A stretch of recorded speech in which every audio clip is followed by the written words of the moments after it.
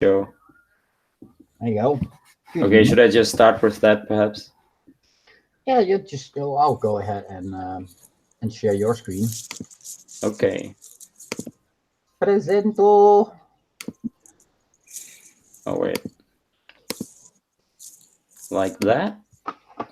There we go. Here we go. Okay, so I made this folder with where I have tried to go through the folder on Foundry and mark out some repeating patterns around star forts concerning their technological capabilities. And I have tried, to catalog a different all sorts of different angles we can, discuss the tech angle from.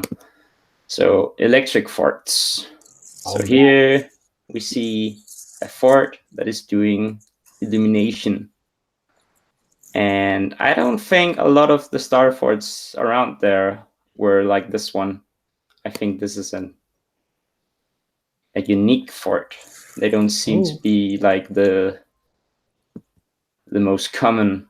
I could be wrong. Maybe they all were able to do this. I don't know. That would be cool. But what do you think, Mike? I don't know. These look like actual walls, while a lot of forts, like you said, had earthworks. As in, it was just heaps of earth shaped very precisely. No, yeah. Also notice quickly this dude looks pretty giant. Yes, he does. And that I have found lots of subtle in pictures like paintings and drawings and whatnot, where they just get either the proportions wrong or there are a lot of giants. And I'm going to be talking with Philip about that later. So yeah, just keep an eye on the details when you see like the old stamps and with people in them, especially when there are a lot of them. They are not always kids. It's kind of like they either want to point that person out very specifically, Yeah. and he doesn't really present enough detail to be No. He pointed out very specific. No, I don't think this picture came from a source where you can zoom, unfortunately. Otherwise, I would have zoomed in and taken a screenshot. But yeah, I can't remember where I got this picture from. That's the problem in all this mess, because the source of the pictures are like, oh, I can't remember, and it's a pain to categorize it all and to go back. And sometimes you just want to keep on digging without, categorizing and cataloging and stuff. Tell me. But yeah, okay. So this is also, I think, an electrical component to star fortage, and this would be a mercury ball. And I have a lot of drawings where these balls light up and cast illumination in 360 directions. So that is what I'm comparing it with, and I think this would be what would be illuminated sometimes on these, because we see these what could we call them, small finial type towers along the star fort sometimes. So I think some of them were like these mercury ball illumination technology. I have an idea on that. Yeah, Nathan, go ahead, please. Well, I figured out how to boil stone and steel and how to make obsidian with the sun. And it's a Fresnel lens. It's the Archimedes shield idea. Okay, I'm pretty I'm not well versed in those terms. Could you take us by hand, perhaps? Yeah. Come, children. Come. Actually, don't let me forget what a Fresnel lens is, and I will tell you in just a minute. Okay. Nathan needs a bathroom break. Okay, Fresnel lens. I will be back. Okay, that's all right. I might hit out for just a minute in a while as well, but yeah, let's not talk about that. So yeah, here you can see the original drawing for that picture. And okay, so new category. This is what I would see as a star fort gas explosion. Wow. That is good evidence for something going very much haywire. You've seen that picture I've shared of the corrugated horn city Orchakiv in the Ukraine. Yeah, the giant wave resonator. And then the old city in the Ukraine that has a similar drawing going on of explosions in the middle of the fort. It's funny. Okay, but just pay attention to this theme, Mike, because I think I have some repetitions of it. See here. Oh yeah. There's not war going on, and you have like this huge mortar ball being thrown out, showing you that, and yet you have this huge steam or gas ignition. What would that be? Is that like some force to send up like an even bigger mortar to throw it like even further? Are they just releasing a massive amount of energy to hurl that thing over a massive distance? But in this picture, it seems as if the mortar is being, it has another origin point or source point. It does look that. Yeah, but just keep an eye out for this theme, because here you see it as well. Here it seems as if something is malfunctioning, and the gas or steam is coming through and breaking the fort apart. So is this gas or is it steam? What kind of pressurized form of gas is this, I wonder? And how powerful is it to break through stone?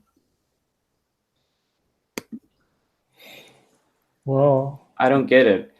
Or is it like they're doing underground battles, and this is like when it explodes underground? I doubt that. It's crazy. Yeah, it's a little conundrum for perhaps also the audience to ponder. But here again, see guys. Yeah, it doesn't look it. This looks intentional.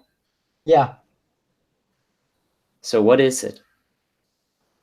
That's what a lot of the images. That's my question in a lot of when I see images for the most. What is it? That's the most basic question I repeat. What are we looking at? And it's frustrating, I know, but yeah, hoping to get some other perspectives on this, because what I see is a steam or a gas explosion or similar. So yeah, and I also sometimes wonder what these barrels are exactly. Maybe gunpowder storage. I don't know. But I see them a lot. Oh, and this is okay. So these are the hard bastions. Yeah, they're cool.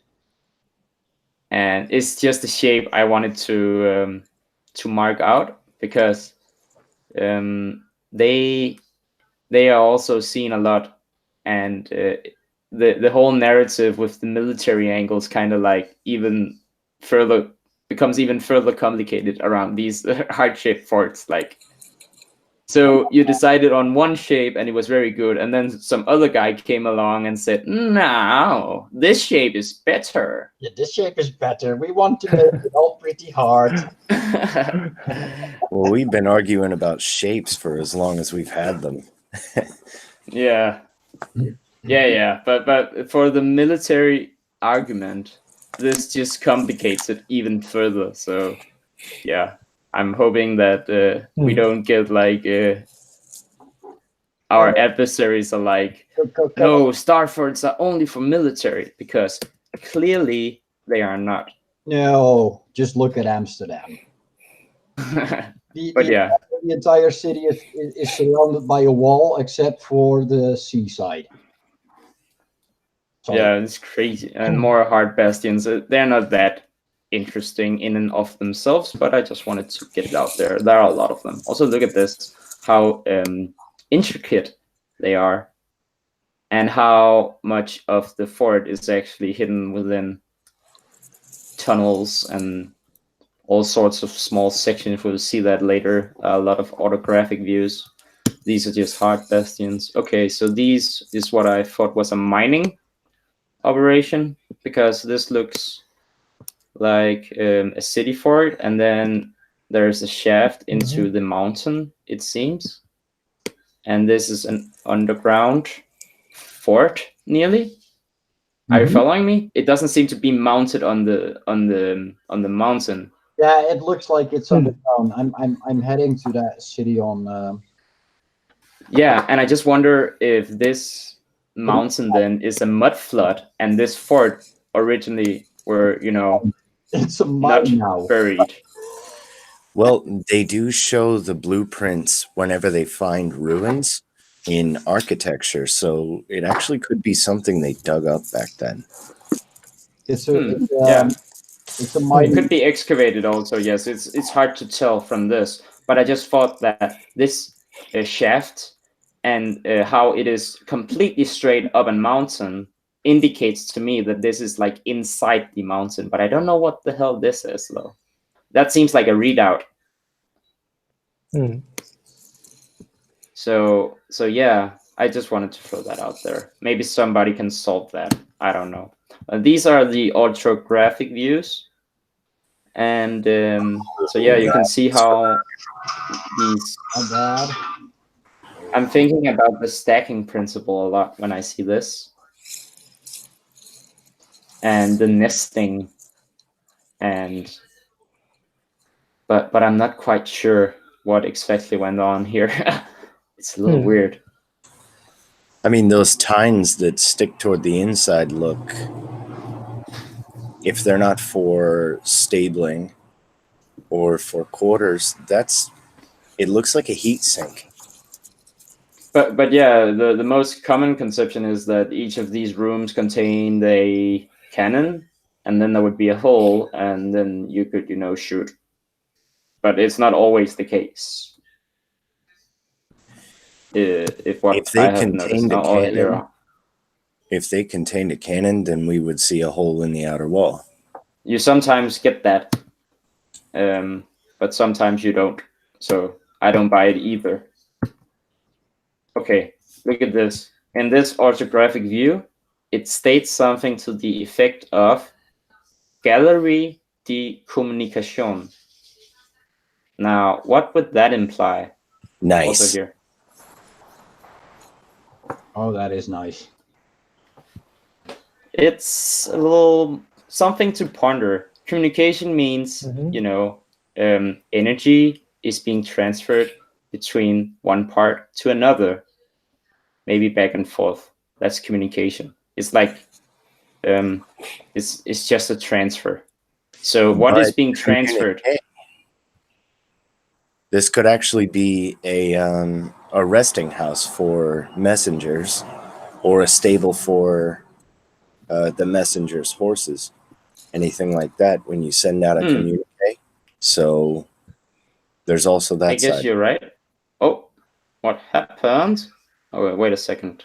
I'll bring this back up. Here. Yeah, but it also says gallery. What does that imply?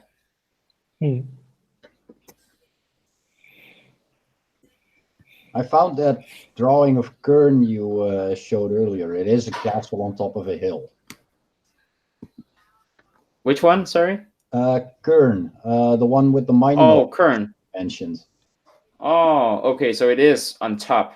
Yeah, it is on top of a hill. It is a castle. Okay. Thank you for looking that up. And thank you for now we know the location. Was it a new location? Yeah, I did not have that yet. Oh, cool. Awesome. Live research. Also, look at this one. Wow, look at how it's wavy, and it's, still have these patterns, and it just seems a lot of technasma and sound-based tech is going on. I don't know. It just, yeah. Energy diffraction. I think I'm ready to show you now. Are you ready to show? You remember the lens? Oh, okay. So these are also the red brick forts I have found. These are distinctly red bricked. See? Very nice. Yeah. So that's also a theme I would like people to watch. And round forts. That I have a lot of round forts. Round forts. Picture. You've seen them. Can you go back a couple of images? Oh, sorry. It's a drawing. I think it's the last. Yeah, that one. I need that one. That's people. It is in the foundry, but I can go find it for you quickly. So, do you want that one? That one shows people digging a starport out of the bedrock. Yeah, and I also have a category for starport construction. But you're right. They're digging it out, or what? What are they doing, Mike? What do you see? Well, that's why it looks like they're digging it out or working it out of the bedrock. If you don't want to use the term digging. Oh yeah, working it out. Okay, so they're transforming the bedrock into this. Into the bastion point. They're sculpting sheer unclimbable walls for the entrance, and that's water all around the front, right? Mm-hmm. Yeah. Interesting. I'll send you this pic, Mike. Yeah. You can ponder that. But the round forts, we've all seen those. Okay, look at this one though. How big is this one? but it's a caricature, but it's still a fort. I love that they need a fence around it still. Yeah. Yeah, there's a lot of things going on, and there's a lot of it's the war between the French and the British, and there's a lot of war memes going on in that time. It's funny to see Gallica stamps at that time because there's a lot of hidden messages in those. So yeah, more round forts, some of the same. Oh yeah, look at these large round forts. Possibly rotating some of them, but yeah, also here, and these is from the Ardennes. This is like a painting, and there are giants in this painting as well. This is just like a snapshot of it. But here you see like for the cannons with the rotating forts, and you remember my question, like what would be why would it be necessary to rotate this structure if you have cannon holes covering every angle? That's my question. Yeah, I don't get think that one would have that function. No, maybe not. But still, you saw that on the rotating fort I showed, there were cannon holes like this, and it said that it could rotate, and it was used for war. So the logical conclusion is that it could rotate, to cover angles, perhaps, or maybe that's just one logical deduction you can put forward. But still, I don't get why that would be necessary if you have holes covering every angle. That's just my point. But yeah, I digress. No, understandable. That bears some thought. Yeah, food for thought. More round forts. And we've seen these before. Round forts. A lot of them. This looks like Litskalnin's wheel. Oh, there's a prison structure in brutalist architecture that looks identical for this. Anyone in the center column. Oh, Nathan, you're breaking up a bit. Oh no! Can you hear me? Yeah, it's better now, I think. Sorry. Oh. You've just reminded me of a prison structure. I'll have to find it and show you at some point. But it looks that just sounds interesting. But yeah, sometimes maybe these are like these structures were repurposed as prisons today, and then they claim they are modern buildings because they look very modern-like. So keep an eye out for that. Look at this. It's just crazy. Okay, imagine the size of a human. Okay, that would be. I imagine that to be very antish compared to this. That is insane. Yeah, it's a large structure. Just look at this. Whoops. all windy. But yeah, I have shown these before. People have seen them. Many have. They're cool. And yeah, they invoke the idea of rotating forts. But yeah, I found a rotating fort. This must be one of them. Oh yeah. This is in Kronstadt. I think Ukraine. I'm not sure. Oh, that's St. Petersburg. Kronstadt. Oh, okay. Okay, sorry for my ignorance. But so I learned something new. Great. This is, I think, a rotating fort. It looks exactly like the ones we saw on the other page. So again, look at all the these for cannons, huh? It's just weird, man. I don't get it. And also, all these water forts are interesting. There's a lot of water fortification activity going on here. It's cool. Kronstadt is the proof that you can defend the citadel from air attacks. Because it was heavily bombarded in the Second World War, and everyone living in Kronstadt shot the shit out of the Germans trying to. That thing was. Oh yes, these are also, I think, the same. Yeah. Also, look at this like spider whip. Wow. Yeah. That's great. Imagine this the waveguide amplifier now in this setting. Just going out in all 360 directions. Amplification in all direction, it seems. Woo. It looks like a step pyramid also going up, or you can play a lot around with this image. It's just, like geometry. It's just it can be 2 and 3 and 4 dimensional when you play around with it in your mind. But some construction I would like for you to see, make sense out of.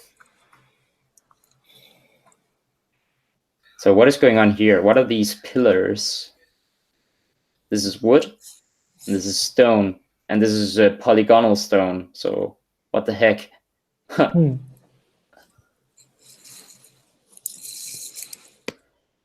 Yeah, I know we're bringing a lot of questions forward, but star forts are freaking mysterious.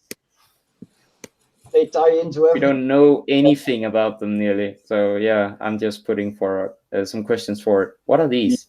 They tie into almost everything, every building or structure we research besides them. It's ridiculous. Yeah. I was talking to the guys on starforts.org on Sunday, and when I mentioned the water towers and the rotating forts, they were, we have been looking at the round castles, wondering what they were. And now you guys bring up this rotating fort. They were pretty impressed with our thought processing. Oh. Well, it would be awesome to have them come on Discord and chat with us. I don't think we'll see Colm because he is extremely busy. He really around to his own hobby. But Fenton, the other guy, he's been pondering coming into the Discord. Okay, that's cool. Let's see this mic. This one, it looks like digging it out. Dig it or what? Oh, they're digging it out. Yeah. Or is it mud flooded and then they're digging it out? Oh, that's possible. That could also be possible, right? Because it looks very, muddy. And then dug out again. Yeah, and it also looks like the inner city has taken some damage, or I could be wrong. But yeah, it's a theme. But also here you can see more clearly star fort construction, or what is supposedly star fort construction. And it's a little weird, I think, because you have an area that is bricked, and then all it's just like a brick wall, and then within you have mud, dirt, and it seems like you only have like a layer of brick and then dirt, and I don't. So maybe there might be some dirty dirt layers within the walls. I don't know, but it seems like they encase that still, and then put some stone on top of that in a later stage. It's almost like they ordered someone to just make up a drawing of starboard construction, right? yeah, it could be just entirely imaginative. Like we don't know how they built them, so just go and draw something up. But it's still like look at these terraces.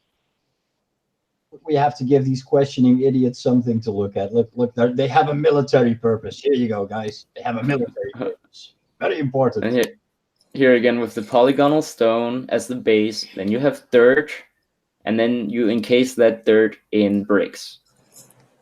And then those bricks become smaller bricks here, like, yeah. And then you start apparently with wood, somehow. So, yeah. So I don't know about that. I don't know about all that. I don't. It's just, look, is this like hydraulic presses? Oh, yeah, that's... Yes, yes. Yeah. Oh. That is an old method for hammering stakes. We do it pneumatically now. Yep. So why do we need a layer of stakes here? Because mud. To prevent the fort from... Are we like grounding the fort to the earth? They're anchoring the earth so that it won't shift at any point. And then whatever you build on top of those stakes can be anchored to those stakes, and they're huge. Sorry guys, I gotta run out for just a second. Just keep on talking. Ah, nuts! I had something great to show him. You just drive these stakes into the ground.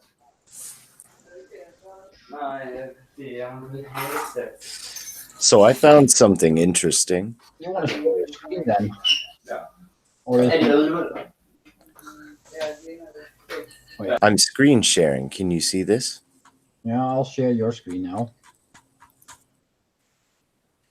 This is called a panopticon. Have you heard of it? Oh, yeah, you showed me before. Oh. Let's look at it with fresh eyes. This is a panopticon. They have many features. They were found before they were built.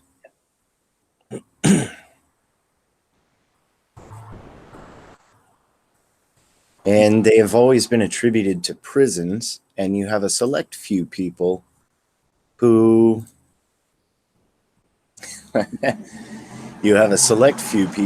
believe that they were for something else before. Oh, shit. But people have equated the panopticon with today's world.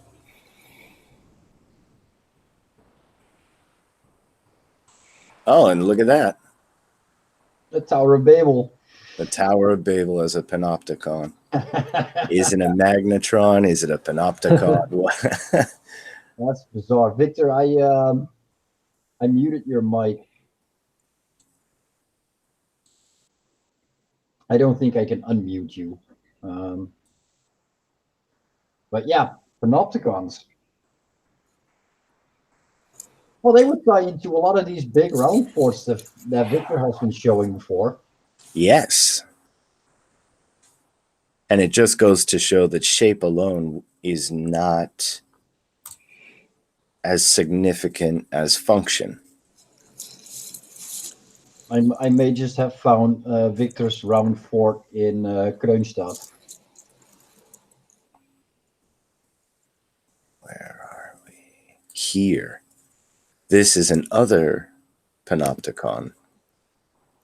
Oh, you're also looking at the Nathan screen. I was a little bit confused, sorry. Yeah, sorry, you went away, so Nathan started about the panopticons. Okay, so can you refresh me on what that is? Star-shaped forts are round, but this is also round. And the focal point is the center, but everything is a surrounding gallery on every level. Oh, okay. This is from, I believe it's France, but it's stated 1854 to 1897. Wow. It reminds me of what Martin posted about the nilometer yesterday. If you've seen that, guys. With no, the I haven't. It's concerning his the greatest secret never told, part 10, wherein he discusses the Colosseum and the amphitheaters being water towers, and the panopticon looked like the nilometer, which is basically a high water tower used in antiquity to make certain predictions about catastrophes, using the level of water as indication of certain things. I didn't quite understand it. I need to go back and watch it. But yeah, I just wanted to put it out there. That's the Tower of Babel. Yes, once again it pops up. So there's many versions of the panopticon, but let's see if this picture works this time. Nope.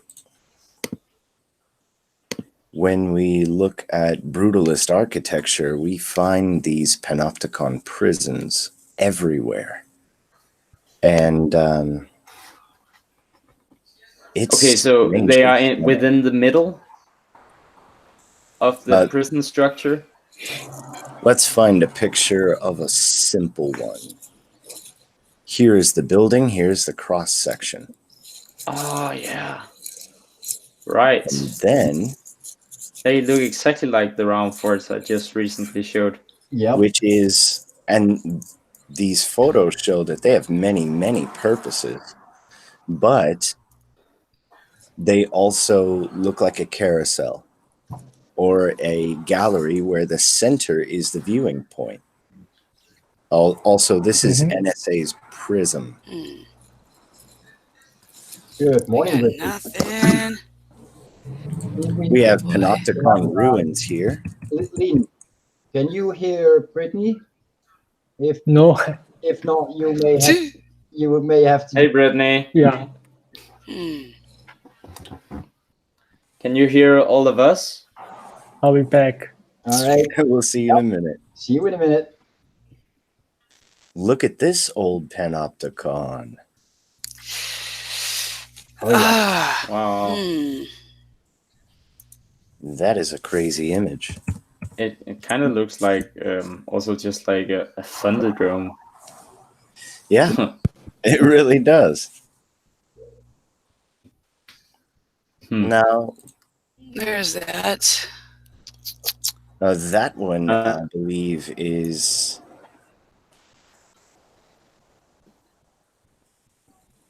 Italy. Okay. I believe it's Italy. Let's find out. It's a funny word, panopticon. Can you read that? Yeah, I'm going to Edimon line right now to get a grasp on it. Maybe see if I have some ideas about it, because that root in Pan is very interesting. Pan optic. Un angelo a Babylona.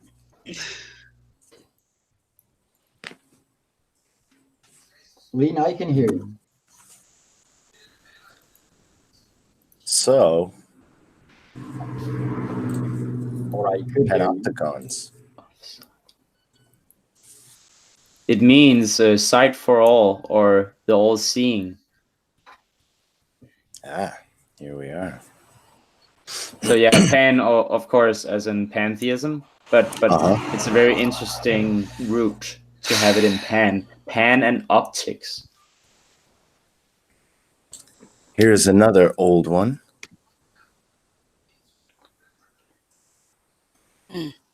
Now, this one here. I got no audio. I got nothing here. Oh, you can't hear us?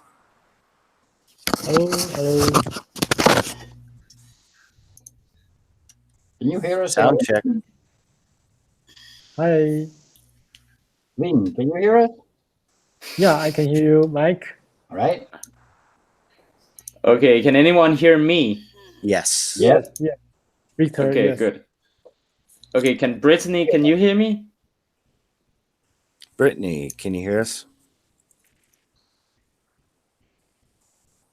Mike, can you ask Brittany if she can hear you? Brittany, can you hear me? We can hear you. We might want Yes, to write to her. Why can't I hear anything? Oh, Frustrating. that's frustrating. Yeah. Maybe she has pressed the.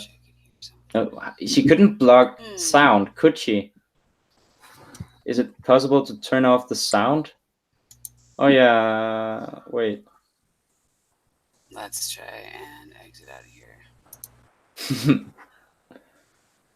Or we might want to edit this.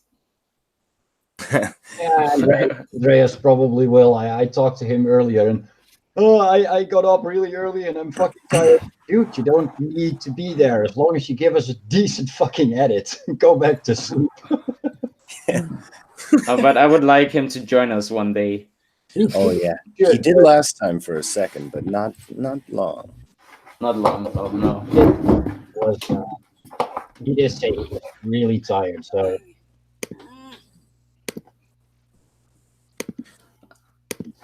Are somebody talking with Brittany?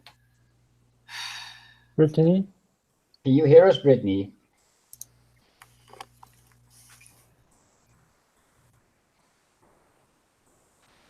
Brittany? Hear anything? Oh, that's Send her a message. Yeah, I just did. I can hear her, but she can't hear me. She figured out the camera part.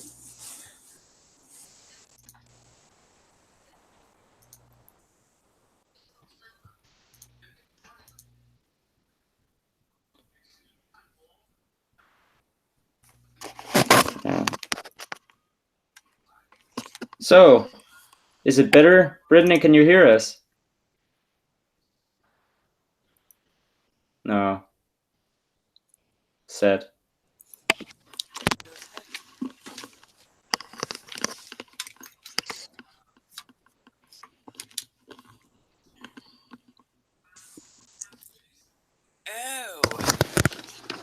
Oh, there she is. Can you hear us? There was an aha moment there.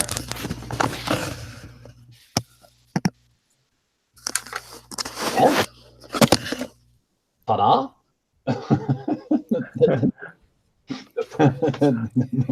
Eureka moment. No? Do Brittany. you hear us, Brittany? Oh no. No. Rediscover communication. Hey, that panopticon is magic art. Magic together. Yeah. Panopticon.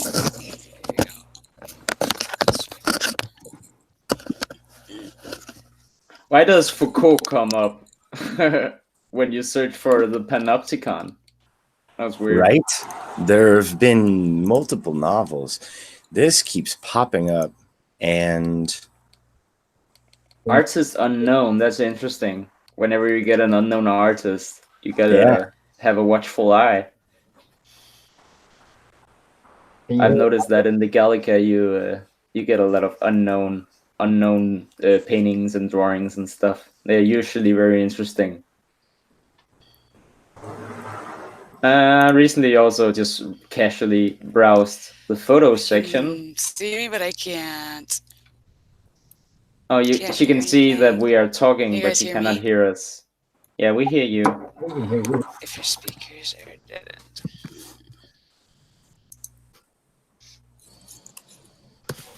Panopticon is also an album by a now defunct band, ISIS. yes. I knew you'd know them. But it's very interesting, Nathan, with the prison connection. So they seem to repurpose these large possible round fort structures, panopticon-like structures, as prisons. Yes. Could it be because Man. that all these rooms, all these stacking, the stacking principle Nope, can't allows hear for anything. them? Can you hear me? We can hear Yeah. you. It's even worse. Oh, great. Hi. Hello? Hello. Hello. Hear us now? Maybe I'll just unplug this. We can hear you. Studio.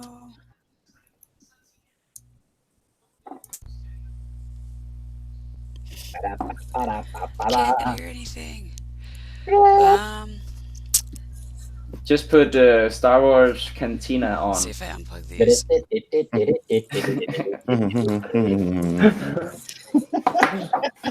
I did not say hum it.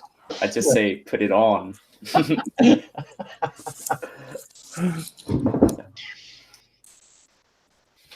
Put it on me, put it on me. Oh wow, that's an interesting picture. Oh, look at that! Inner structures have this illumination power. Yeah. So now you can illuminate on the the prisoners. Hello. Hey. Oh, now we have a feedback, so now you must hear us. Can you hear me? I Yeah. can hear you. I just took my headphones off that I went and got, and they're not working. So. Ah, nuts. Oh, Hello. but now we have a feedback, unfortunately. Oh no. Should be able Okay, hold to on. do something about that. Okay, so if you just turn it down to I don't know, you have to find like the level wherein the sound output is not high enough to create a feedback. Is that better? Okay, let's see. No, it wasn't. It's not better. No. Oh, maybe yeah. Maybe now. Well, that's muted. No. Whew. Let me switch How do we cameras. do this?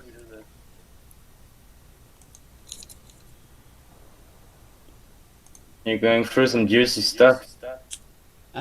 Is the sound better now? Are you ready? Can you guys hear your me without sound? feedback? Hello? Oh, no. Do you have a regular pair of headphones? I did. Like I an just bought them. iPhone? They're not working. So hold on. Nuts. Not that I would. Hey, if you have a headset, buying you an might iPhone. have a volume knob on your headset. I'm thinking I could just grab microphone.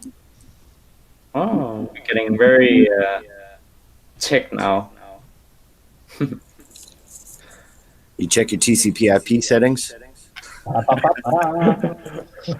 Put Cantina on. What bus do you have? Music bot. Play Cantina song. Oh yeah, I missed jukeboxes.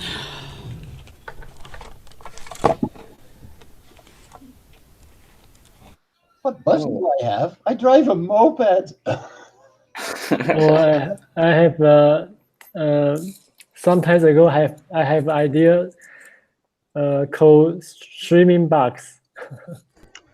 Streaming box. Yes, streaming box. Oh, Yeah. hello? So when you need Oh. to like Can you hear online me? conference I think it's much better now. Oh, good. I changed my, there we go.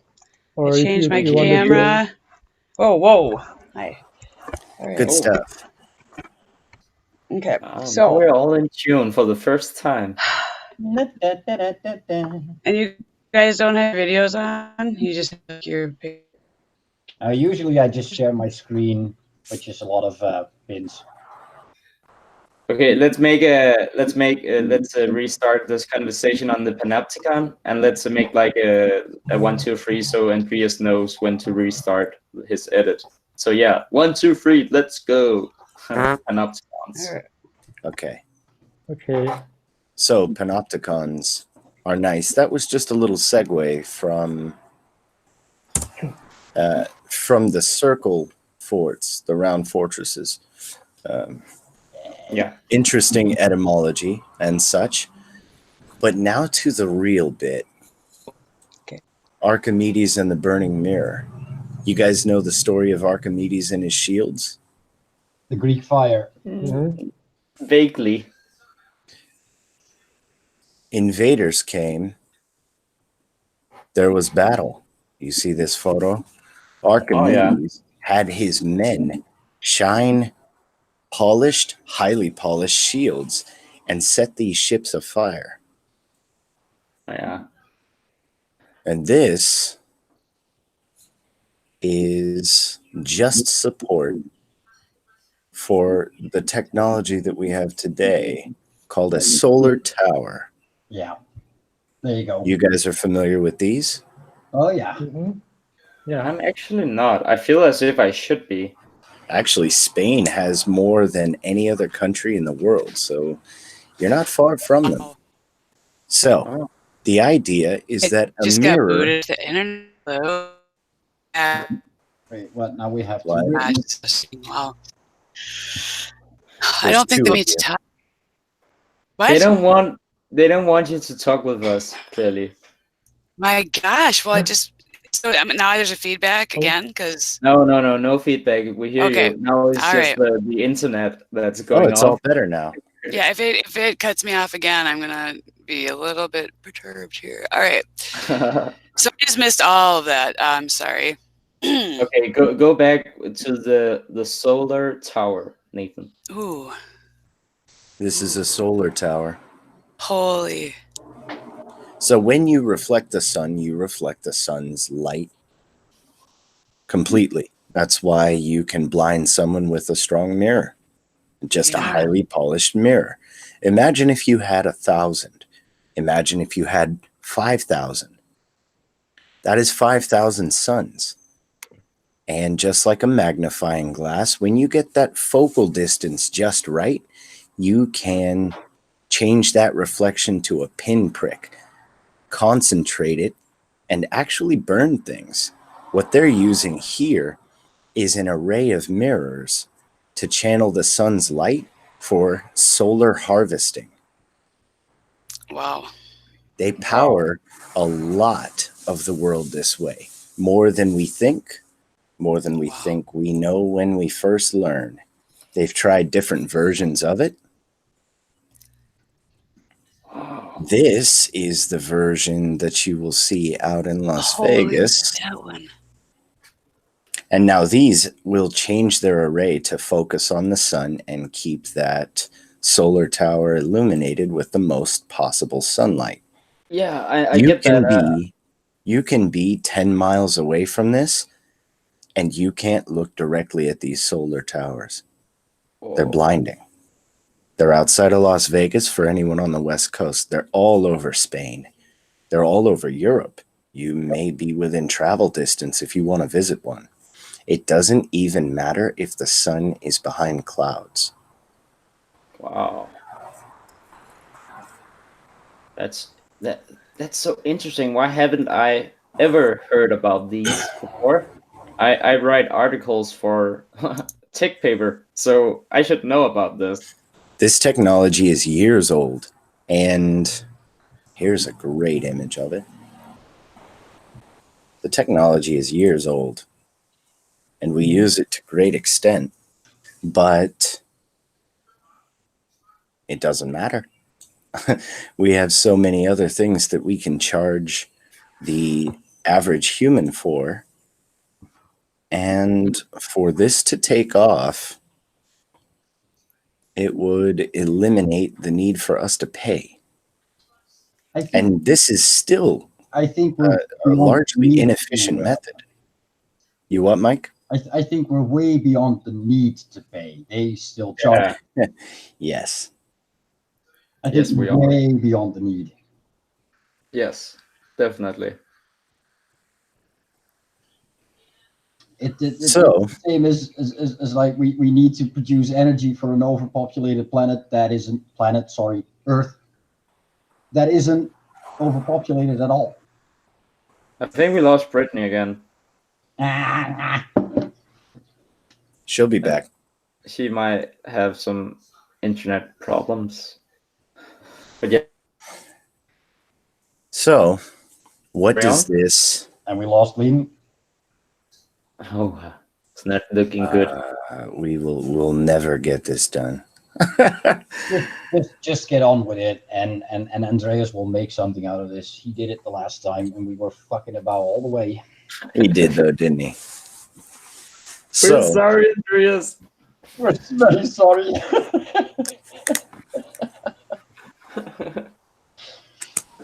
In the old story, Archimedes had a bunch of soldiers, like a lot of soldiers, focus mirror shields at boats. And in this 1914 movie, they showed how Archimedes made a mirror of a bunch of these shiny objects, which can be done. You can actually find this on YouTube, where a gentleman places small square mirrors all over a little satellite dish and burns metal. He actually melts metal from maybe 4 feet away. He melts metal. He boils rock. He actually creates obsidian. And so what does this remind you of? Well, that looks like Count Olaf's fire device in a series of unfortunate events. It's the same thing. How did all those mansions burn down? We never consider that we're looking at fire, Tartarian destruction. We're looking at Tartarian destruction in the movie, a series of unfortunate events. That's a really good point. We don't need... The Baudelaire children lost their brick mansion in a fire? How did all that brick go away if it was just a fire? Well, Count Olaf had a device that could boil stone. Fuck. Not only that, but what is the secret club in a series of unfortunate events? It's a group of adventurers who, for their mascot trinket, their talisman of the club is a spyglass. Just a short telescope. So we see this technology here. And we also see it in something called a Fresnel lens. Have you guys seen these before? Yep. Lighthouse. Lighthouse lens. These are the properties. Someone puts a light in the center, and these prisms refract it in one direction. If you were to change the angle of refraction, you could create a laser out of a fire lamp. And this explains Martin's video where he says, "What's that? It looks like a laser from the Starfort burning the ship. Is that EM tech?" I don't think so. I think it's just light. It's lighthouse. Lighthouse lasers. Yep. Not to say that EM tech didn't exist, but I'm trying to go farther back in time. And if you can use 1,000 stones, crystals, if you can use 1,000 mirrors, or if you can just contort light, as in a Fresnel lens, you could have created Lion's Rock in Sigiriya, which is where we were at with the Sri Lankan tank that they had.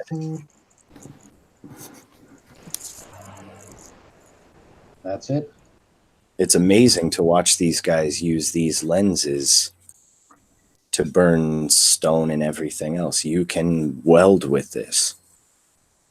The only thing is you have to track the sun. So I had been looking at different types of corrugation, different mediums through which the light could pass in order to focus. And do you remember the mirrors in Egyptian structures? And they thought they were to light the halls and the corridors? Yeah. They may have actually been to focus light for other purposes. Focus light and redirect it, yeah. Yeah. Yeah, but not just for illumination, for energy use. Yeah, because you can transfer information with light. Light is information, right? So you can transfer it as you can. They have developed geneticists have developed lasers to transfer DNA. Yes. So basically, light. Yeah, you can transfer information from one source to another with light. So communication can be done by light.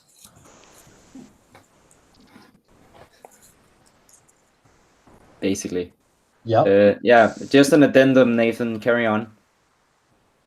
What is that city that they've built? Was it Crimea or something else? It's been built and no one lives in it yet. Astana? Yeah, Astana. In Kazakhstan. Astana. Look at this. Could that be a sun tower or a constellation for a future sun tower? Look at the corrugated tower in the center. It's built like a Fresnel lens. It is built directly to illuminate the surrounding buildings. And while it may collect the sun, that's unmistakably similar. Yeah. Unmistakably similar. How do you spell Astana? With an E or an I? Astana. Yes. It's just the craziest city. And you have the two pillars. You have Boas and Jackin, the two golden towers there. That's Boas and Jackin, basically. And in the top ball tower you saw there is apparently what somebody called a reset button. So the idea is that you push the button and the world engages in, total self-destruction from the push of one single button. That's the idea. It's a bit ridiculous. Just a bit. But that's the idea put forward. Yeah, it's laughable. But yeah, there's a button and it can be pushed and it probably does something, or maybe it's just like a show. I don't know. But yeah.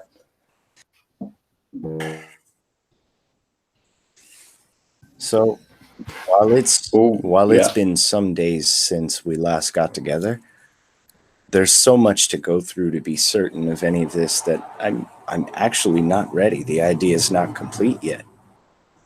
There's too much to dig through. If we were on the 2-week schedule that we had been on before, maybe, but this is what I have so far. I've shifted my focus away from just sound, just the corrugated horns, to remembering that you can fashion just about anything if you understand light. Yeah, I just wrote an article about a new 3D printer technology whereby you print or you transfer the information of the structure or the form by light. So you light up a resin or an acrylate by light. Okay. And by that, a model of something, and then afterwards you somehow get the remaining residue to become solid.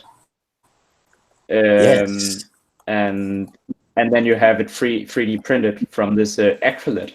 It's very interesting. You can get very smooth surfaces from it. It's actually superior to the normal additive manufacturing process. So yeah, it's very interesting. It's I think the 3D printer world is still moving kind of slow when it comes to technological updates, but it's getting very spread worldwide to use additive manufacturing and everything right now. So when we have the new light-based printer technologies, we will implicitly understand that light can transfer information into mediums and masses and stuff. It's crazy. Light can also cause things to behave in a certain way. It, through excitation of the medium it passes through, can force a specific organization of the molecules therein. So that's Martin Liedtke shows that in his recent videos. He has this light stick and he lights his water with it. So it's actually the same thing as sound would be able to do. So it's very interesting. And in our biology, they talk, or at least in the very underground study of biology, they talk about biophotons. Mm-hmm. And they can activate biophotons by playing certain frequencies. And those biophotons emit light, and they spin, and they seem to be, activating the DNA. Very interesting. I haven't looked too much into it. It was it was part of like some of my early studies, or like truth seeking or whatever. So yeah, I might want to go back and look at all that, but definitely always worth a revisit. Yeah, revision. That's where I had found how they had used sound to print metal. It's called acoustophoresis. Oh, and print metal by sound. So you can change the viscosity of something by liquefying it. Sound makes liquefaction. Yes, we know that. So they had applied this principle to steel and other blends of metals to make it viscous enough that it would come out of a printer needle. Wow. And so they can now print metal into clothing, onto fabrics, onto books, and onto other surfaces. Yeah. You may actually not know how much in your daily life has metal printed onto it or into it using this technique. And I mean heavy metals. Yeah, because all the industry information is still esoteric in the way that only those who are interested in it will get the information. But like all our industries are like way ahead and using like technologies that are tangent to many of the things we're talking about. Yeah. And they understand it implicitly. It's they just use it. A lot of their businesses are dependent upon certain principles that we're discussing. It's so yeah, it'd be cool to see some corporate heads sometimes stick their head out and try to rally the scientific community sometimes, but they don't, because in the corporate structure, it's not prudent when you want to make money. Let's make money. Here is one where they burn patterns onto denim using light. Oh yeah. And this is something you can find videos of this everywhere. But you know what? It's not lasers. It's like just light. It's not concentrated to the point of being a laser. Regular light. Regular light, just for want, and regular light shines all willy-nilly in every direction. Yes. So when you grab a bunch of guys with their shields and you focus that into a single Death Star beam, you have a laser. That's it. Yeah. But is this a laser burning, or is it more like it's laser burning. Okay. So yeah, we understand this. Yeah. And we don't realize, we think all of this technology is brand new. But this technology isn't brand new. This technology is in your cheap Chinese pants. This technology is in your that's so funny. This technology is in your 3D printed laser tag, in your books. When you go to a bookstore or anything and they have those flat printed alarms on books, they print those. They don't stamp them out of metal and put them on a sticker. We're doing it in computers too.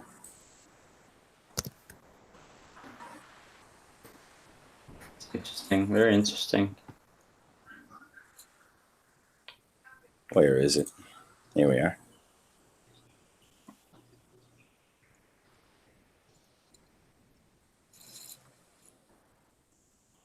Lab on a So yeah, that's where I am right now with the light. There's a secondary bit that I'm on to, and it's the lodestone. Oh yeah. Lodestones used to be used. Where are we? I'm sorry, I have so many windows. Thanks for helping, Andreas.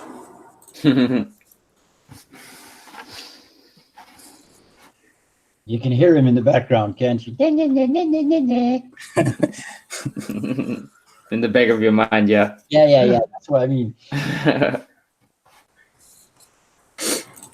Here, I'd been looking at lodestones and what are the older lodestones and what are the strongest lodestones.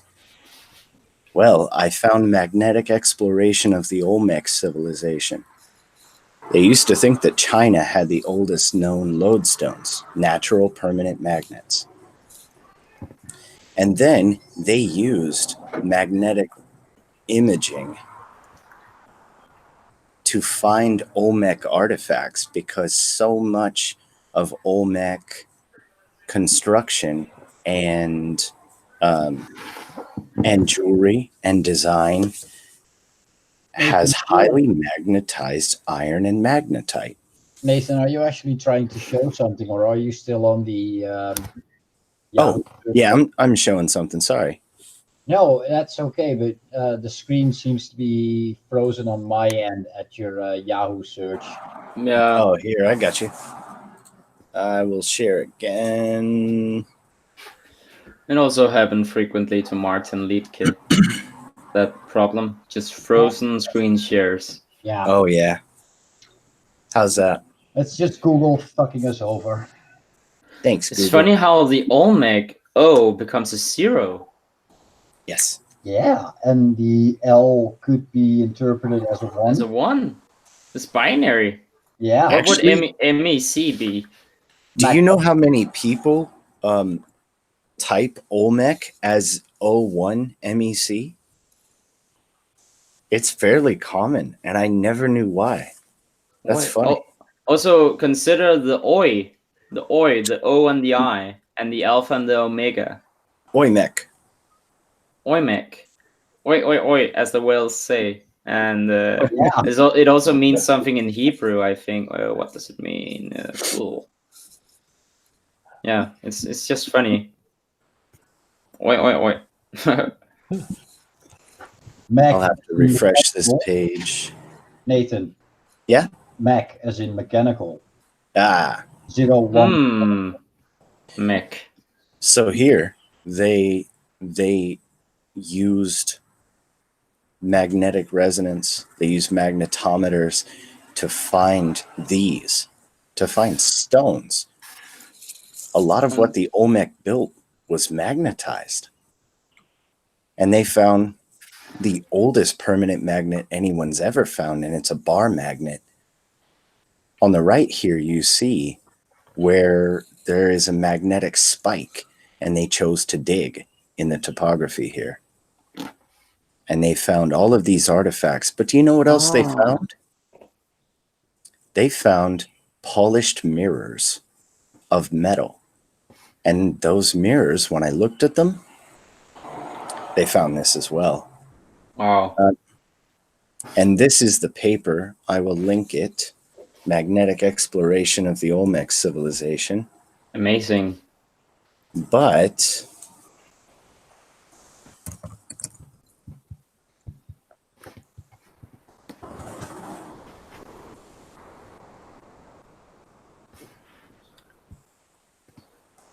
where are we?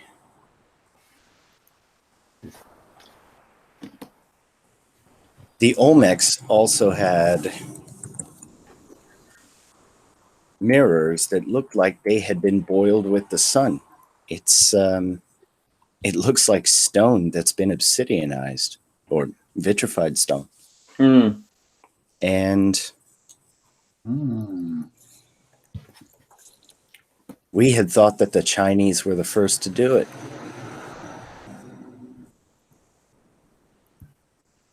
They were pretty clever. This picture, this is an image of the Olmec bar. And it still possesses strong magnetism. Wow.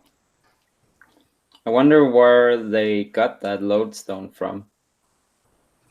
Was it naturally occurring lodestones, as we hear about the central mountain of the North Pole being called the Rupes Negra, or the Black Stone, was described as a magnetic mountain? Could that stone be the original source for all the magnetic lodestones?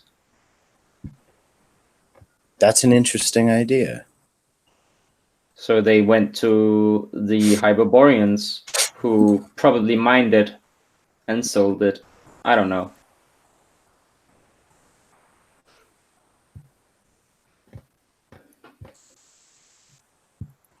Oh no, you're cutting out. Me? Oh, it's better now. Oh, sorry. Yeah, I just said that, yeah, it might be that they communicated with the Hyperboreans about, who probably mined it for them. I don't know. Could be. That's an interesting idea. People seem to think that it's a high plasma activity, essentially very, very strong lightning bolts striking magnetite or iron and causing a change, permanently aligning the atomic structure of whatever it hits. So how does it become black? Sorry? How does it become black?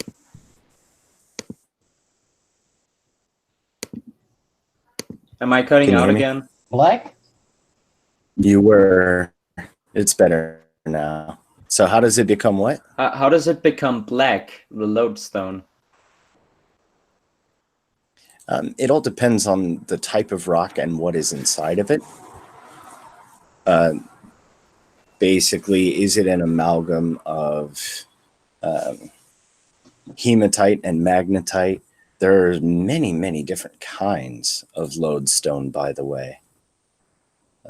Let's see if I can find the book. The book is one that was handed to me. The new attraction. This talks about different types of lodestones. Did I mention white calamite to you guys? No. Here. Oh wait, Caldanite. Yeah. Yeah, I think we talked about that before, because it's found in large quantities in the little island of Bornholm that belongs to Denmark. Yes, and that was the that small star fort on it. Yes. Yeah. So Calamita Blanca is famous because they outlawed it in that place because witches were using it to stop conception. They were using it as birth control. Huh. How? And it says it here. I've highlighted it. And the white is forbidden to be used in that country because evil women there do apply it. We might have a screen freeze. We might have a screen freeze. Hold on. You should be able to push a button that just says screen freeze. Refresh. Yeah. Here we are. Calamita Blanca. So evil women apply it to destroy conception, whereof this stone is a great enemy. Wow. Now, in this book, he goes over the different types of the lodestone and the attributes. He mentions a lodestone that I cannot find. and it's lodestones that are created in the water at sea. He says that they are the strongest, and I can find no reference to it anywhere. I want to, because that would be quite a find. Would that mean that we could go out and dive for them? Would they still be around? I don't even know. Honestly, we still do find slightly magnetized rocks. And there are still places where you can go and pick them up and they have a slight magnetic charge, but nothing like that. Because these things do fade. A virgin magnet will remain strongest, but a part of its charge is pieced off for everything that it touches. And so over time, it only makes sense that it would fade. But mysteriously, he references the strongest lodestone in the world, and it's one found at sea, created in the water. If you guys ever come across any water magnets or anything at sea like that, let me know. We will.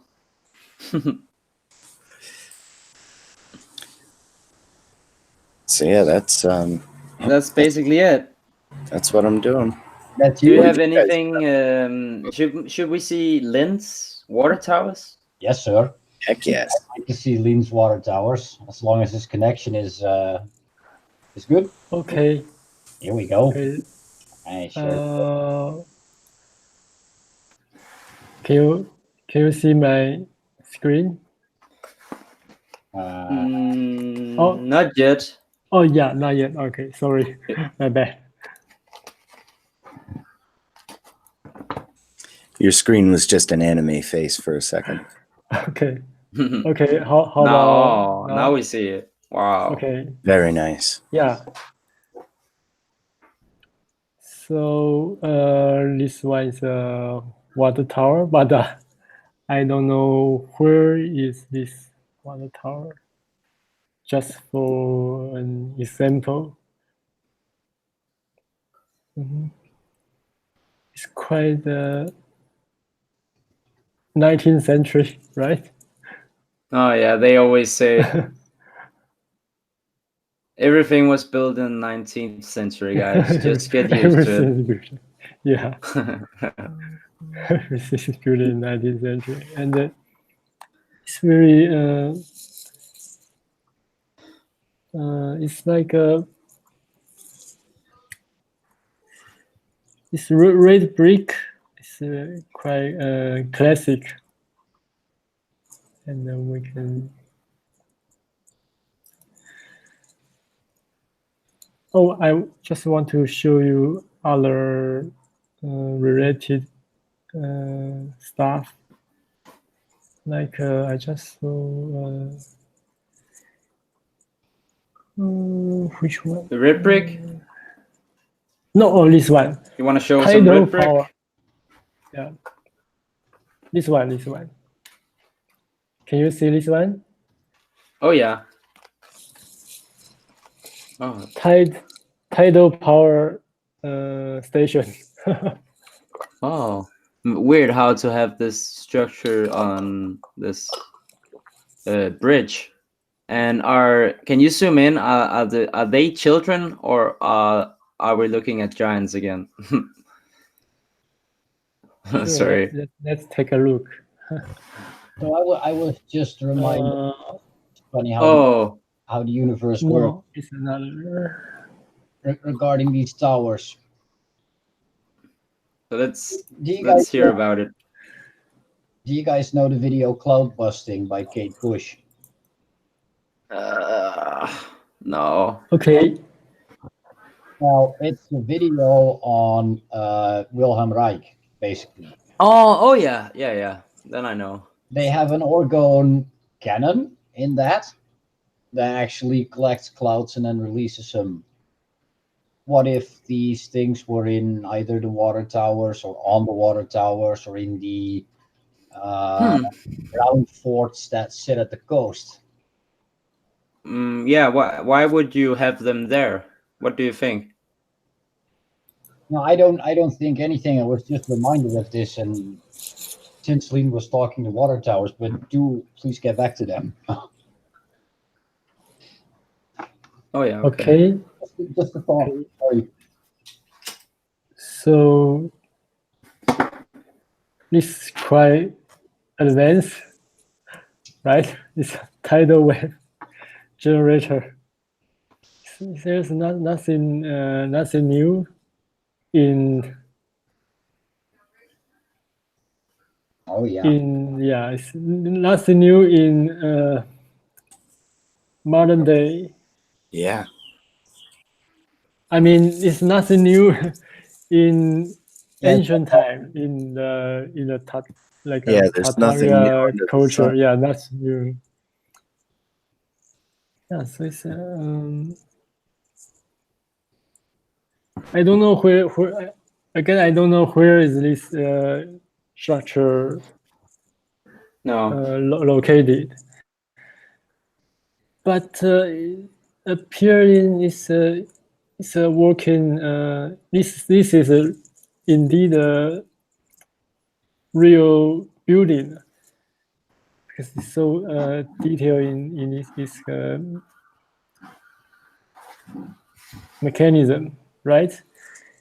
You can see it's a detail. You can see it's detail like a very how can I describe? Tidal It's power. very tidal power. Yes. tidal power. What kind of electricity device or machine? For creating tidal power, but for what? An electric generator, wouldn't you? So, Nathan. Down below, you can read it. The use of tidal power being used to raise seawater into a water tower from where it was drawn to sprinkle on the roads. Oh yeah. To make So basically, they chained this giant raft, or basically piece of floor, underneath the dock, and the wave would push it, and that would drag it along the chain track and function as a manual pump. So instead of men having to pump, they just automated it by using the tides in the water. Yeah. Okay. Makes sense. Easy and Clever. That is clever, and what we should be doing as a community of human beings right now. Free energy. Wow. Yeah. So all of these new things like tidal power, solar power, wind power, they're ancient. Quote unquote new things, huh? Yes. Yeah, quote unquote, indeed. All we did was make them smaller. Yeah. Yeah. And all we did was, and all it did, all they had to do to convince you is to create like this Iron Man figure of Tesla, of Elon Musk. Then you can think that everything that is ancient is new. And you can think that only geniuses create, and creation is beyond you. Yeah, also that. And when you really get into what Elon Musk claims to know about certain things, he's just an actor. He knows nothing, it seems. Just reading off a script. No, he's a Steve Jobs. Yeah, they know something, as like they have a basic knowledge, but they don't have specialized knowledge. I highly doubt that. No, he's an idea person who knows just enough to help his. Oh my gosh, that's me. Never mind. But yeah, I agree with you, Nathan. He's just a stooge. He's just a face. Yeah. That is quite. Yeah, that is Musho. Solar tower. That is the parabolic mirror of Musho. Yeah, I remember reading about this. That's and, a solar tower. That CSP is still used today. I wrote recently an article about like a Danish company using these CSP parabolic mirrors. and they have like time. They are synced in with the sun and how it moves across the sky. So a computer controls them, so they harness the most sun power. But it's funny, this solar machine in the 1860s won the Science World Fair Cup 2 times in a row, I think, or maybe just once. And the French guy was in the line of being like a very successful and accomplished technological inventor. And he was basically buried, and he was just lost to history basically for a moment, I think.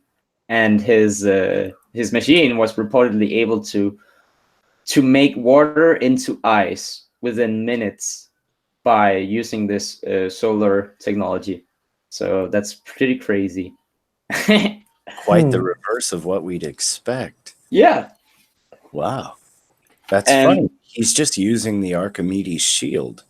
It is. It's just a concentration. And I find that is the principle, that's the technological principle that Saturn embodies, because he's the contractor. He contracts. So he forces things to converge. He collects, he gathers. And that's the principle you see here. That is the amplification by gathering or collecting or focusing, right? So I think that is the principle of Saturn in technology, and that's why I think the fasces is basically a Saturnian principle used to dominate. Exactly. There's a gentleman who actually mentions the fasces while he's talking about magnets and light and sound and the 4 modalities of energy. And he said they're all the same thing, and we're slowly realizing that. You added the Saturn concept to it, but he says the same things. Yeah. As far as I'm concerned, mainstream physics teaches that there are 9 types of energy or forms, or I'm not quite sure the lingo, but 9 energy types, kinetic, potential, chemical energy, and so on and so forth, electrical, and so on and so forth. But so what are the 4 modalities of energy? Electric, dielectric, magnetic, and gravitic. Yes. So and that encapsulates all the 9. Yes. Now that's the funny thing. When you have is that the lotus of life? The 4-petaled. A million circles within one giant circle. So yeah, to specialize, you can dive into a single modality and you can dig very deep, but you mustn't forget to zoom back out and remember that it is but a facet of the same whole. Yeah.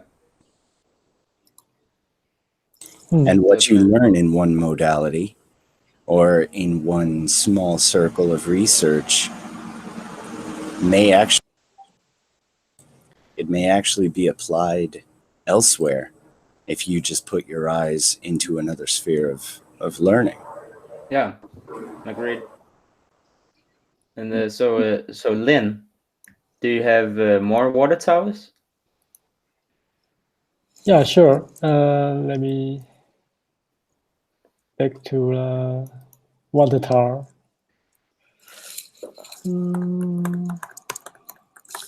All the cool kids are using DuckDuckGo, by the way. That's the very reason that. Yeah. Wow. I just love them. I'm beginning to spot the old the red brick style a lot in these water towers. A lot of them in Denmark, actually, when you just pay attention. That was the Netherlands. Yeah, yeah. I meant the Netherlands there. And lots of them have regular copper antennas on top of them, and yeah. And possibly the dating for all these are just horseshit. A bit off. Oh, sorry, Ice War. Damn it. And then I did it again. Yeah, it's so many different kind of water tower. And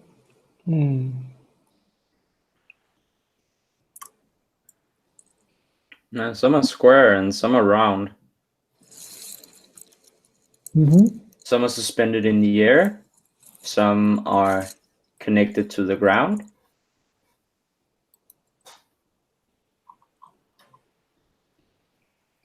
And some have this bottleneck thing going on with them.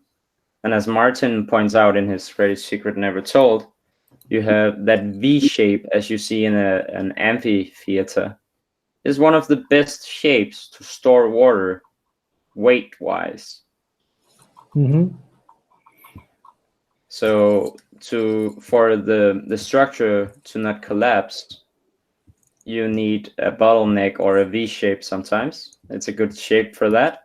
So the Romans or whoever figured that out and built lots of so-called theaters. But Martin thinks they were water towers, reservoirs, or maybe even hydro plants somehow. Do you know what an amphitheater is? Well, I believe I just gave you an explanation. And there's a corrugated horn structure pointed at the sky. Yeah, that it is. It means that you can speak with a whisper from the center and bottom, and they can hear you at the top, but also it slows sound. Sound breaks up as it comes from the top and into it. So you've officially created silence at the bottom of this amphitheater. Wow. It's an amazing structure to look at from the perspective of sound. But it just seems so, yeah, Martin, he finds a lot of them were connected to aqueducts. So you could fill them up with water and you could empty them again, I think, and they would have naval battles within the arenas, or maybe they just did store water just as they do today, and use it somehow for other purposes. But yeah, I remember seeing that with the Colosseum, and it's so upsetting that there are so many ideas for the Colosseum, but we can't nail one single one down. And I think it's because it's been there for so long, it's had a million purposes. Yeah, you might be right. It's not just for one thing either. If something has the same shape, it could still be for 100 different applications. Yeah. It's just, have you seen that? I think I saw it on UAP channel that Neil deGrasse Tyson, he has this thing about water towers. He mentions quickly in an interview, "Don't get me started on water towers." Very interesting. Oh yeah, I have my own idea about him saying that because the storage of water has been a large social infrastructure issue. Pretty much for all time. You can track any disease to the availability of clean water. Yeah. So yeah, I guess it's a huge subject, but I cannot help thinking that he's alluding to something bigger. But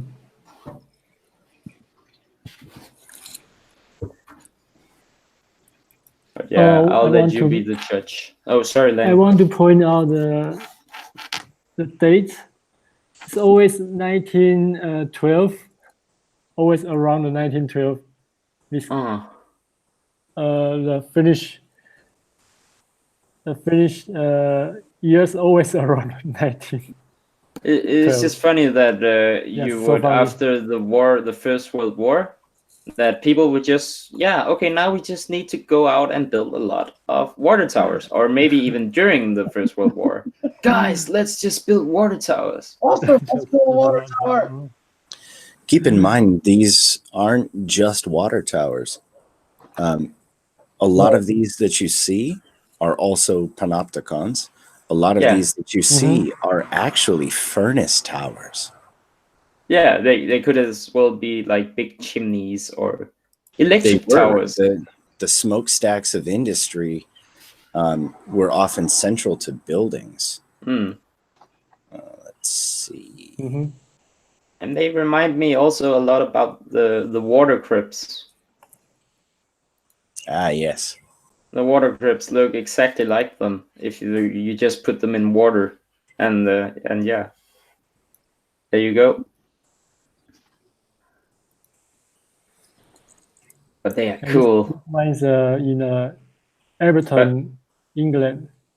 This water is in This Everton.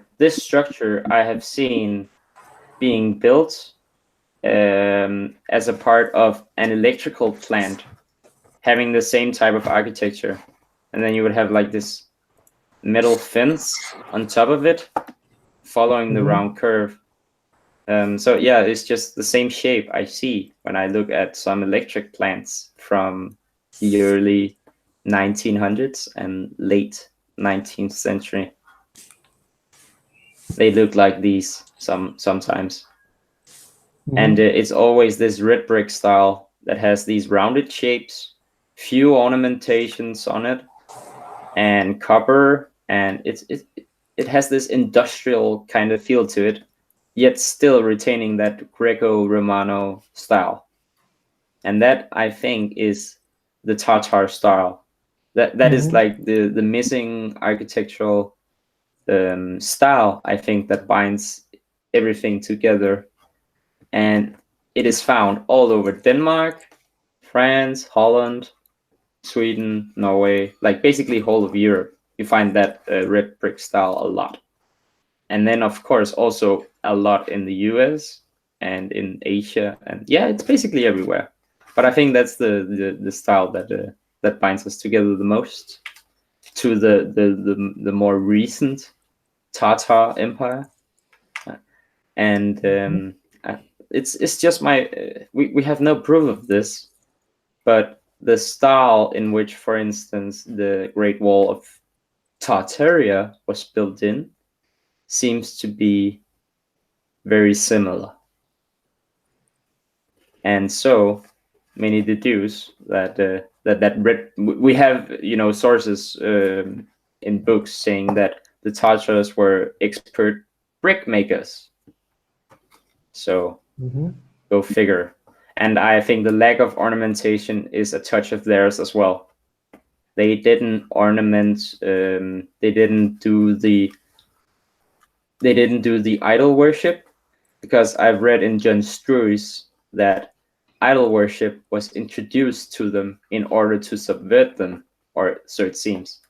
So they divided a lot of the Tatar nation on the question of idol worshipping, and astrologically that would be between the age of Aries and the age of Pisces, and all this idol things coming in is basically the water world or the lunar pillar emerging, pun intended, out of the water.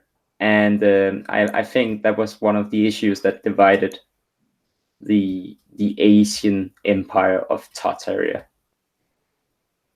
This new lunar pillar, new lunar astrology coming out, and the new way of life, the new more commercial, dependent upon corporate structure life that enticed some of the Tartars. I've read other books talking about that in the later 19th century, when we are still having Tartar on the map, some Tartars had become very wealthy businessmen.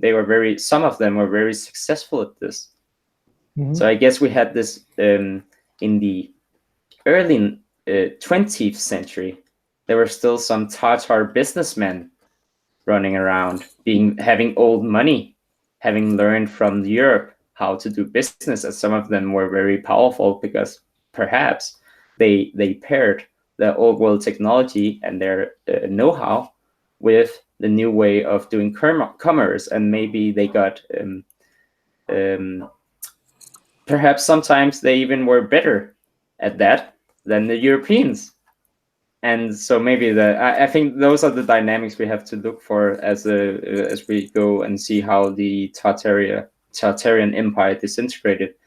It got divided by ideas, by certain new cultural concepts, the new way of life, basically. And it's basically the fire, the battle of fire and ice, as we see in the Game of Thrones. And we have the fires, the fire representatives. The fire side is the Targaryens, of course. And they lost. We start in the Game of Thrones as a setting where the Targaryens have been not forgotten, but defeated. And we are in a water-based Game of Thrones takeover, and that's why we have the return of the dragons and the fire. So the battle's on, and the fire and ice can do war one last time. So it's very prophetic as to what is happening in history, because it is just as like the changeover of an age as we are experiencing right now. Oh, sorry for my ramblings. No, that's okay. Yeah, that's it's wonderful. good. I'm also just like mesmerized by all these water towers. Just look at how many. Yeah, I think we need to take a deeper look into the water tower and the Tartarian water technologies. So Indeed. I'm just going to say that water technology. looking for them. When you search for, let's say, hydraulic architecture on Gallica, loads of books come up. Loads. And lots of it is about star forts. Yeah, I just said I'm not going to be the one looking for your water towers. I love it. Okay. I love it all, but I'm not going to find them for you. Go ahead, download Google Earth and be my guest. Yeah, there will be plenty of the working off as it is. Yeah, that will be too much for you. I did. Right. I did an update for my master file the 27th of March, and already I've added 60 pins to the map. Wow. Awesome, dude. I got enough work as it is. Do you still go through the Foundry pictures I posted, or have you been through them now? No, I haven't finished them yet. I think I saved about 500 of them because they all come with a location. Oh yeah, I get ya.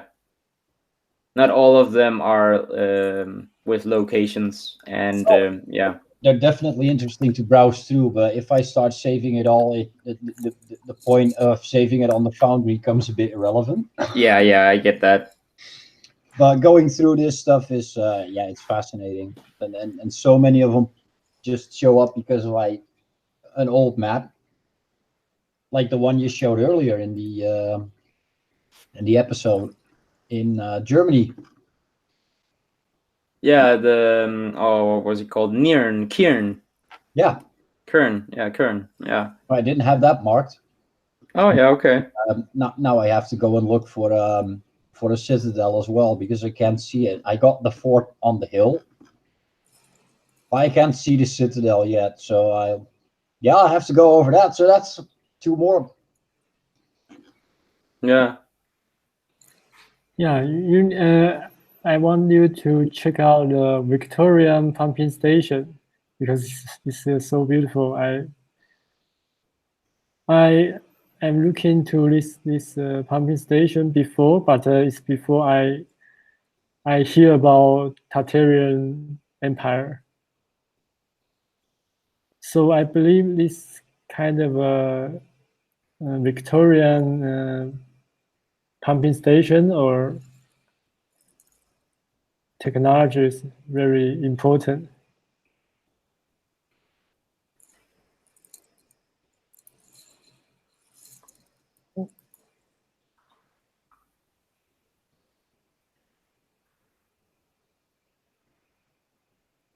So it was made to get rid of the stench in London, is what I get.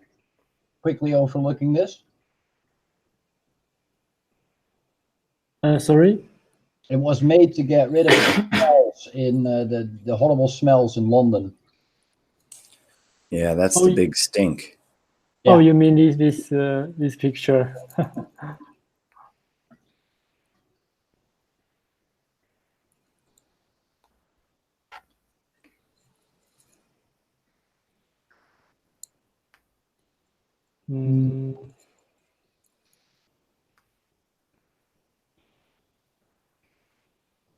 Built in The sewage system. 1865. Those bumps are huge. Look at them in the background of that picture below. Yeah, this one, right? Yeah, those bumps in the background. Massive. You can check out the video on YouTube. It will show you the this pumping station, this mechanical, this machine. They are still workable. They are still. Oh, that's cool. Yeah, they are still. You can put them into working.